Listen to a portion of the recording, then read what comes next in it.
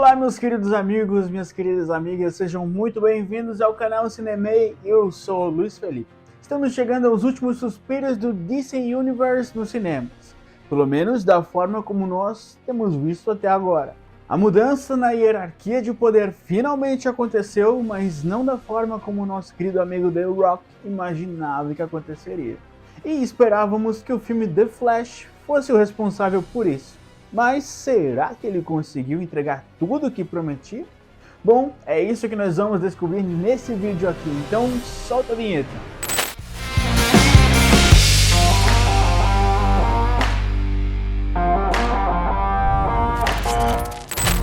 Eu voltei no tempo para salvar os meus pais. E em vez disso, quebrei completamente o universo. Se você voltou no tempo e mudou o passado, este mundo precisa morrer. Você mudou o futuro. Sabe o que esse símbolo significa? É esperança, né? Eu te ajudo a lutar com os Zod. É pra ficar maluco? Vamos ficar maluco. O filme é dirigido por Andy Muschietti e é uma continuação direta de Liga da Justiça. E nos mostra qual é a rotina dos heróis e qual é a dinâmica já estabelecida para a equipe. Acompanhamos então Barry Allen, o Flash, aqui interpretado pelo ator Ezra Miller, tentando viver a sua vida de super-herói enquanto na sua vida comum tenta encontrar algo que prove a inocência de seu pai e que mostra a todos que ele não foi o responsável pela morte de sua mãe. Barry então decide usar os seus poderes para voltar no tempo e impedir que sua mãe fosse assassinada, mas isso acaba gerando consequências bastante catastróficas não só para a sua própria linha do tempo, mas também para diversas outras. Em busca de resolver toda a confusão, impedir a perda da sua mãe e voltar para a sua linha do tempo sem nenhum efeito colateral, Barry percebe que precisará da ajuda de outros super-heróis para concluir essa missão. E em 2023 nós finalmente recebemos o filme The Flash. Um filme que já era esperado por muitos fãs desse personagem e que, aliás, nós já havíamos visto esse personagem em algumas outras produções, mas que até então não havia recebido um filme solo. E essa seria a oportunidade perfeita para mostrar do que o Flash realmente era capaz. O filme é recheado de participações especiais e algumas delas até que tem bastante tempo de tela. Algumas como Michael Keaton, aqui vivendo novamente o seu Batman, Ben Affleck também vivendo a sua versão de Batman, Sasha Calle como Supergirl e Michael Shannon revivendo também o seu papel de Zod, lá do filme Man of Steel, Homem de Aço, filme do Superman. E eu posso dizer que até existem algumas outras surpresas aí no meio. Entre muitas idas e vindas, adiamentos, problemas com o personagem principal, o filme finalmente saiu, mas gerando muita polêmica durante toda a sua produção. Uma parte da crítica já havia assistido o filme no cinema, mesmo que apenas algumas exibições testes, sem os efeitos visuais finalizados e tudo mais, e eles já vinham tecendo diversos elogios ao filme na internet. Mas o filme finalmente chegou e nós podemos tirar a nossa dúvida. Afinal, será que The Flash é um filme bom? Para ser sincero com vocês, eu já fui ao cinema com uma expectativa um pouco alta. Eu tentei fugir da maioria dos spoilers, da maioria dos trailers, mas acabei vendo um ou outro e isso acabou impactando a minha experiência no cinema. A reação de algumas pessoas que já haviam assistido ao filme acabaram me deixando cada vez mais empolgado e isso com certeza, falando do meu ponto de vista, acabou me prejudicando um pouco na hora de assistir ao filme. Eu já tinha ali uma noção mais ou menos de como seria o filme e quais seriam as participações especiais. Então fui ao cinema esperando receber uma coisa e eu diria que recebi metade do que eu esperava. Basicamente, os trailers revelam muita coisa sobre o filme, muita coisa que poderia ser uma boa surpresa, uma ótima experiência de estar assistindo ao filme e ser impactado por aquilo dentro da sala de cinema, acaba sendo estragada porque os trailers revelaram demais. E quando eu digo que parte da minha experiência foi correspondida, eu me refiro exclusivamente às referências, às participações especiais. que parece que é nisso que o filme se baseia e é nisso que ele se apoia em grande parte do tempo. Parece que mesmo com toda a urgência, mesmo com toda a importância que aquela situação parece ou deveria ter, o que realmente importa para quem está assistindo é quando tal personagem vai aparecer, quem será que ainda vai aparecer, quais são as possibilidades dentro desse filme aqui, já que parece que tudo é possível. Você fica o tempo inteiro esperando que algo mais aconteça, que realmente mostre o que é o filme do Flash, e aquilo parece que nunca acontece. Você acaba até esquecendo que esse é um filme do Flash. E falando em Flash, o personagem aqui, ou melhor, os personagens, parecem que ficaram mais bobos, parecem que ficaram mais burros de certa forma. Quase que o completo oposto do que nós conhecemos do herói dos quadrinhos ou de outras animações, outras produções da própria DC. O Flash sempre foi aquele herói mais brincalhão, mais piadista, aquele que era responsável pelo alívio cômico dentro da Liga da Justiça, só que aqui eles deram uma bela de uma extrapolada no personagem.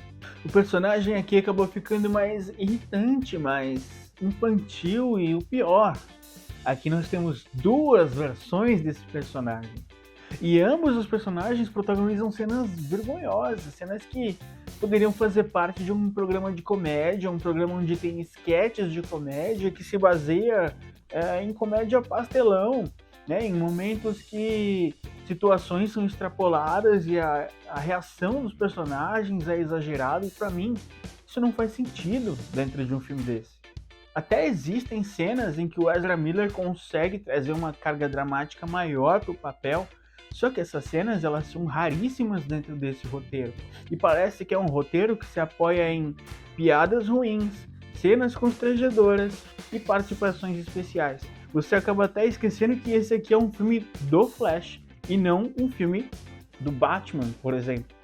E a minha crítica aqui não vai apenas para o roteiro ruim ou para o personagem do Flash, mas também pro CGI do filme, que tá assustador. O diretor do filme ainda tentou se defender, dizendo que o filme tinha um CGI ruim propositalmente. Só que, cara, assista ao filme e tire suas próprias conclusões.